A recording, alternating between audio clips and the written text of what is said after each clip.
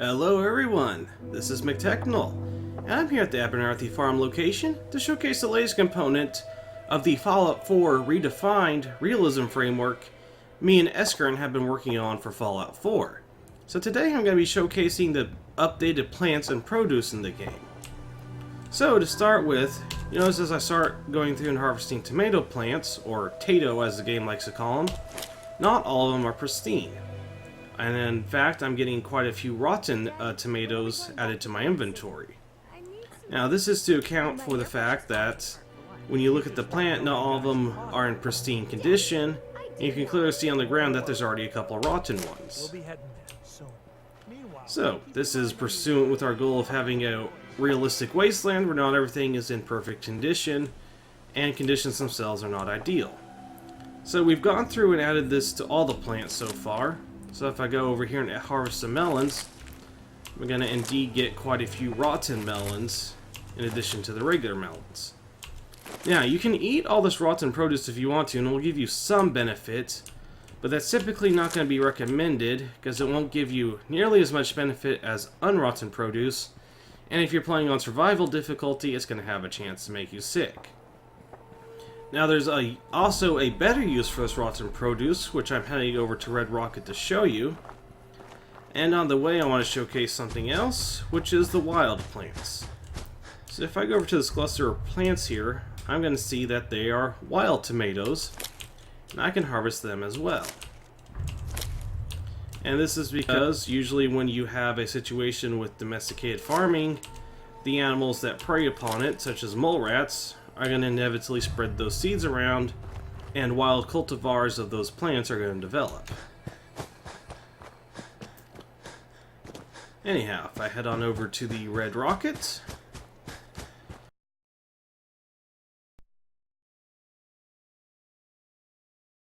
this compost bin. What this compost bin is going to allow me to do is take all that rotten produce I've been collecting and turn it into something useful. I'm going to take all these rotten melons and tomatoes and throw them in here.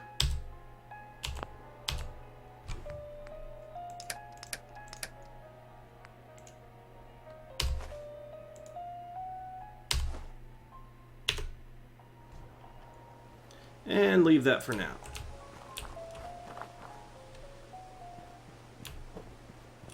So the next thing we've changed is the seeds.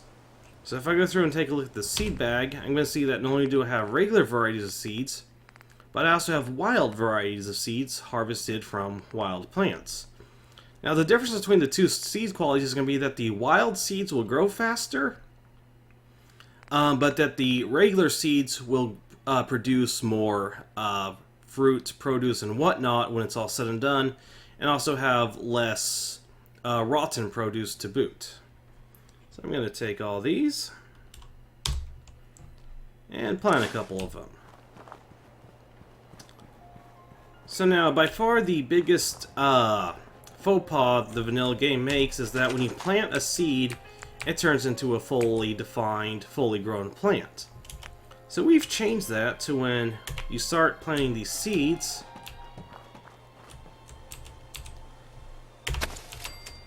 they actually start out as a mound of dirt, not a fully grown plant. I'm going to plant a couple carrots here.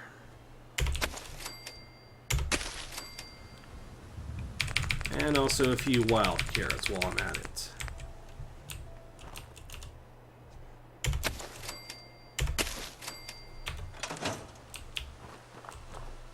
And so as you can see, I just put down a couple seeds.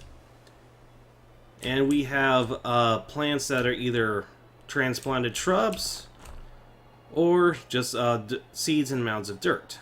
So, let's speed up time scale and watch these grow.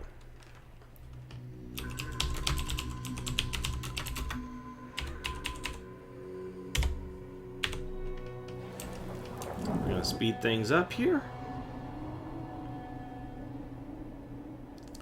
And indeed you can see that our little plants are starting to grow from the ground up, just as they should. And our transplant wild carrots are starting to perk up as well.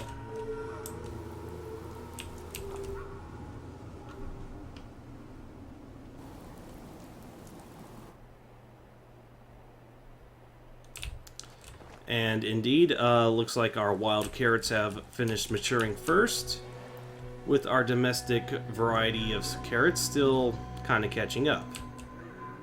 And you'll notice the carrots are not all growing at the same rate. This is to reflect that some plants grow faster than others, even if they have the same variety. Anyhow, seems everything's done growing, so I'm going to set time back to normal. And have a look. So if I go through and harvest my wild carrots, I notice I'm getting quite a few rotten carrots and very few good carrots. But if I go through and harvest the domesticated variety, I still get some rotten ones, but on average they are a lot better. So that's the basic difference between wild and regular seeds, but let's make things a bit more interesting. So going back to our compost bin and checking on it, I see that sure enough, it's made some compost for us to work with. So I'm going to grab that and plant a few more carrots.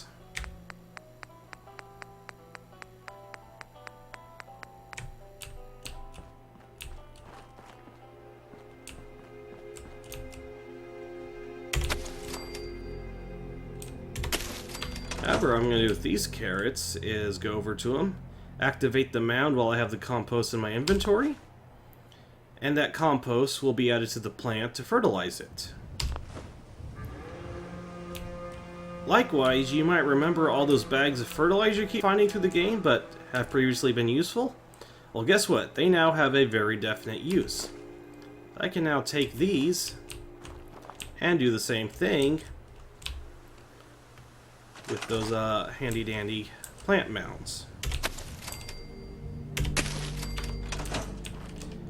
Currently, it automatically selects fertilizer if you have that, then uses compost if you don't, but in the finished version we will have it to where you can select yourself whether you want to use fertilizer or compost.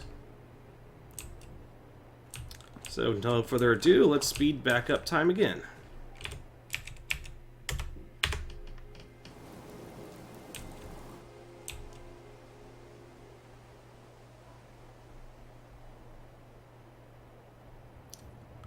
Alright, so I can clearly see that my plants in the compost, and certainly the ones in the fertilizer, are growing faster than the regular ones. Now, this is all, of course, faster than would happen in real life, but this is our best attempt at making a game version of a proper farming mechanic that's, and at the end of the day, still fun to play. And indeed, our carrots with the fertilizer and the compost have grown faster than the regular carrots. Almost about as fast as the wild carrots.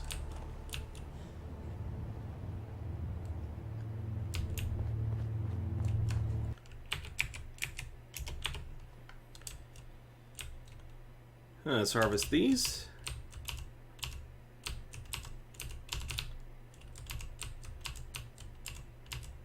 And of course, in the eternal diligence that is farming, we're going to add all the rotten ones back to the compost bin.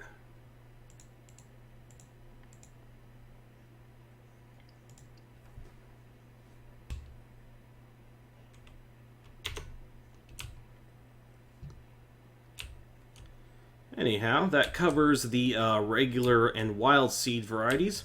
Let's take a look at something a little bit more interesting by going to our Friendly Neighborhood Institute Bioscience Lab. Anyhow, the first thing you're going to notice here at the Institute is that they are no longer growing just strictly these strange leafy green plants. They also have some varieties of common wasteland plants which are now named Institute varieties of the same plant.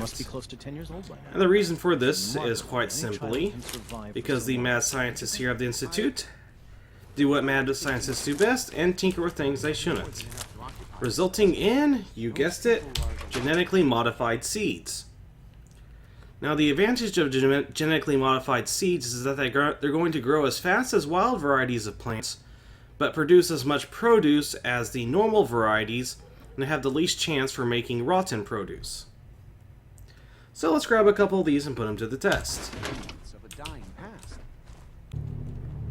Anyhow, now back at the Red Rocket, I've got the genetically modified seeds, so let's put a couple of them in the ground and see what happens.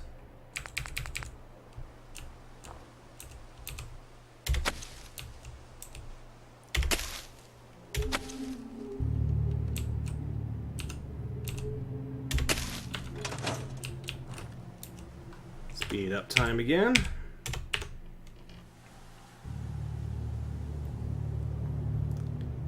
Anyhow, as you can see, even without fertilizer or compost, the genetically modified Institute carrots are growing faster than not only the regular carrots with compost and fertilizer, but also the wild carrot varieties.